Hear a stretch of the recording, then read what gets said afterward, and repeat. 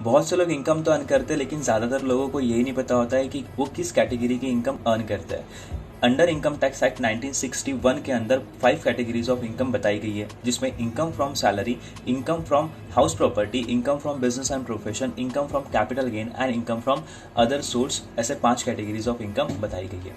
अगर कोई एम्प्लॉय किसी कंपनी में काम करता है और उस कंपनी से होने वाली इनकम को हम इनकम फ्रॉम सैलरी कहते हैं। अगर किसी के पास 2 या 2 से ज़्यादा घर है और उसने अपना घर रेंट पे दे दिया, तो उस रेंट से मिलने वाली इनकम को कहते हैं इनकम फ्रॉम हाउस प्रॉपर्टी। अगर किसी का बिजनेस है और उस बिजनेस से वो इनकम अर्न कर रहा है, तो उस इनकम को हम कहेंगे इनकम फ्रॉम बिजनेस।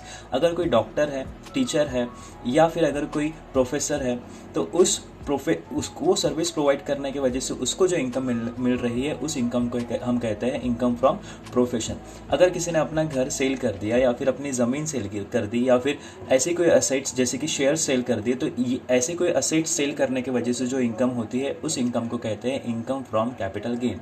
और जो इन 4 कैटेगरीज ऑफ इनकम में नहीं आती, उसको हम कहते हैं इनकम फ्रॉम अदर सोर्स, जैसे कि winning from lottery, horse race, या फिर कौन बनेगा करोड़पति। तो ये जो इनकम से इसे कैजुअल इनकम कहते हैं, और ये आती है इनकम फ्रॉम अदर सोर्स में। तो वीडियो अच्छा लगा हो तो ज़रूर कमेंट में ज़रूर बताइएगा कि आप किस कैटेगरी की इनकम अर्न करते हैं। Thank you.